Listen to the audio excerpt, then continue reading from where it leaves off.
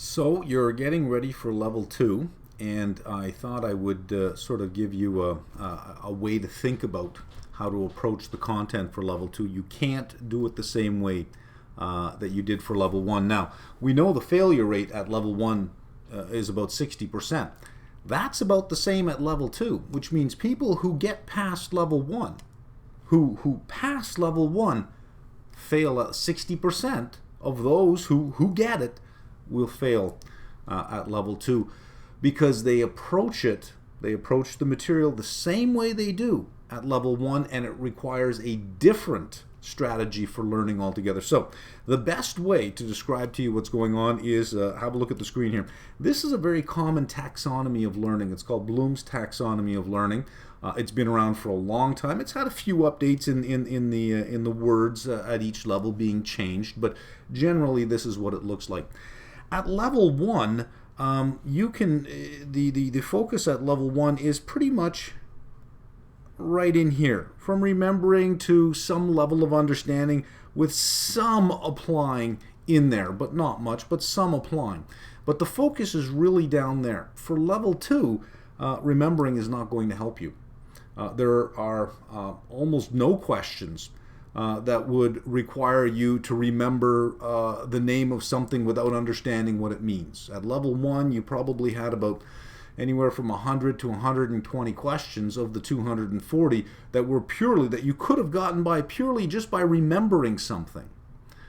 That's not going to work at level 2. So if you're approaching the study, the material, the same way you did in level 1, you're going to be left behind. You need to elevate up to applying and understanding. Remembering isn't going to help you. Believe me, it's not going to help you. So if you say, well, I'm just going to have to remember that because I don't quite understand it, that's not going to work. You have to work towards understanding and towards applying. The focus on level 2 is really at these two higher levels of learning.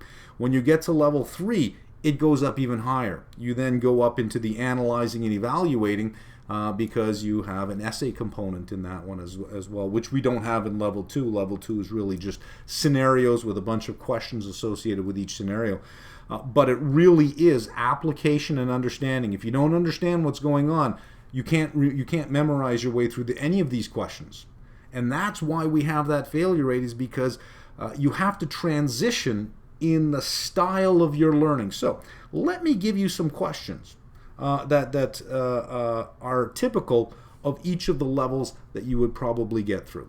Okay, so I'm going to use a set of questions revolved around energy and energy production, as opposed to using any from CFA, because it would be hard to demonstrate at the higher levels the types of questions. But with these questions, it'll be easy. So this is a typical example of what a level 1 question would look like. Remembering. Look at it. The process of converting photons to energy within a plant is called, well, we all know it's called photosynthesis. That's high school biology, right? You don't even have to understand the process of photosynthesis in this one. You can get by on a test like this simply by just remembering what that is. You don't even have to understand what a photon is. You don't have to understand the process of photosynthesis. You just have to say, oh, I remember that, it's photosynthesis. That's all. That's the lowest level of learning. Let's look at what the next level looks like. Okay, this level is called understanding. This would be the minimum type of level that you'd be expected on level 2. The minimum. Remember, remembering is not going to help you here. You must seek to understand. So what is this? Which of the following is the most efficient energy source? And we have natural gas, hydro, wind, and nuclear. So you would have to understand, well, what do we mean by efficiency? You can't memorize your way through a question. By the way, if you're interested in the answer, the most efficient energy source is nuclear. Level 3 is applying. And this is a typical question that you've seen in level 1. You're going to see more of this in level 2. You're going to see understanding and applying. And I mean a lot of applying. So here's a typical question. How many more kilowatts can a photovoltaic panel produce if density is increased by 4% and conversion is increased from 16.8 to 17.4%? That's an application question. So you'd really have to understand what's going on here. You can't really apply this stuff unless you understand what's going on. I think it's clear you can see that you cannot memorize your way through this type of question. Let's move up another level. Level 4, analyzing. Have a look at this question. Compare the pros and cons of building a facility that needs to produce 5 megawatts of electricity through both solar and wind. You're not memorizing your way through this one. You first of all have to understand solar energy production and wind energy production, and then you have to analyze the difference between the two and the pros and cons. This is something you'll do at level 3. When we look at the when you get into the essay questions, I'll go through the next 2 levels quick, just so you get a feel for the types of questions or the type of knowledge you would need at that particular level. Evaluating, level 5. Do you agree with taxpayer subsidies to promote the generation of wind and solar electricity? And explain. Well, this you really have to do a full evaluation on. Do you agree with taxpayer subsidies? That's so you can see the level of knowledge you would need to attack a question like this. Let's look at the last one. And the last level of learning, creating. And have a look at this question. Design a new energy plan for a small city in a mountainous northern community that currently faces a required investment in order to upgrade their coal-fired power plant. So you got to bring in a whole bunch of knowledge at this point.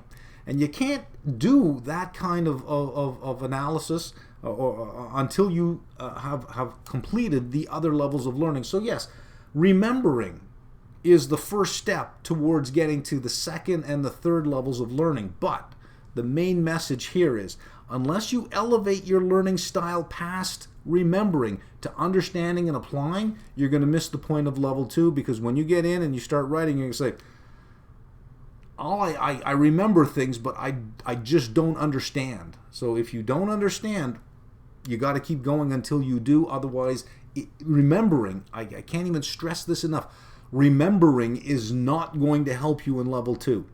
That's why, 40% pass level 1, 40% pass level 1. And you think, well, I'm one of the 40%. And only 40% of that 40% pass level 2. So why is there a 60% failure rate there? Is because of this learning strategy. You have to learn how to learn differently. So let me show you one more thing before we go. All right, this is something called the planning fallacy. When you get to level 3, by the way, there's a whole section on behavioral finance that's absolutely interesting. And if you want to get a jump on that, there's a great book out there called Thinking Fast and Slow. Thinking Fast and Slow by Daniel Kahneman, which is the first of the 2 names that you see here, Kahneman and Tversky. One of them won a Nobel Prize. In fact, they were both, if they both would have lived, they both would have got the Nobel Prize for their work in a particular theory that they did. But the planning fallacy says that when you ask people to estimate how long something will take them in the future, they underestimate how long it will take. They fall victim to what's called the optimism bias, is that, well, if you think that a project's going to take you, I think it'll take me 12 hours. It actually takes you almost twice as long as you think. It actually takes you longer. So if you think, well, for level 2, you know what, level 1, I did 200 hours. Level 2, yeah, I could probably do 200 hours. I can wait till about 4 or 5 months before the exam to start. That is called the planning fallacy. You don't know what the content of level 2 is. You don't know how different it is. And again, you don't know how much extra work you need once you elevate your learning strategy from remembering to understanding and applying. So you don't really know.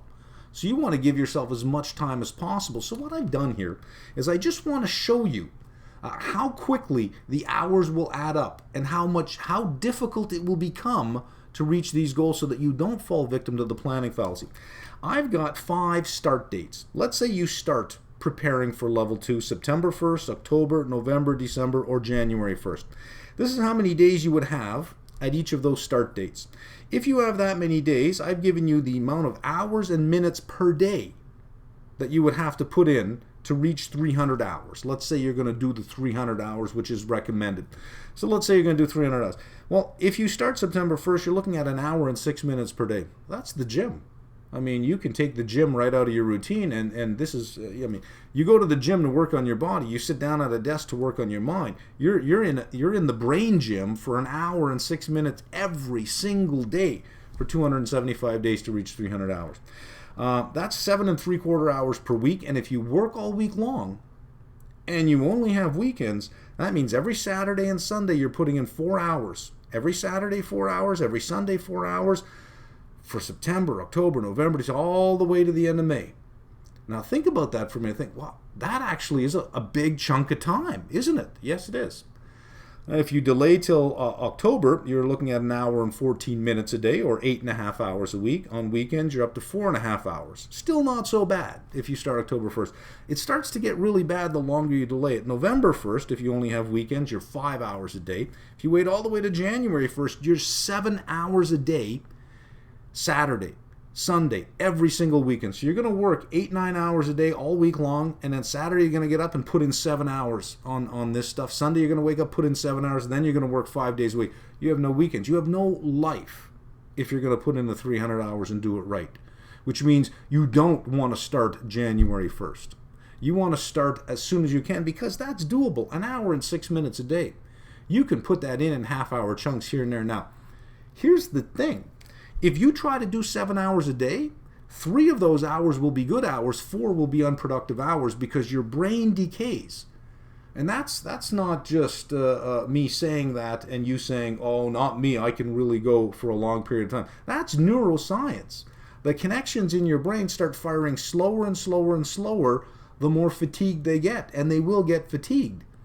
So what you can learn in the first hour might take you the last 1.5 to 2 hours to do the same productivity, or to achieve the same productivity with your brain.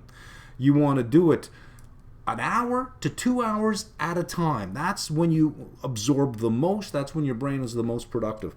To do that, look what you have to do. If you start September 1st, you're still 1 hour and 6 minutes a day. And if you do that for 275 days, you will put in the 3 hours, or the 300 hours that you need. And you'll get used to the idea of, when you look at the problem sets at the back of each chapter, that, you know what? My ass is not memorizing my way through this chapter. I have to understand.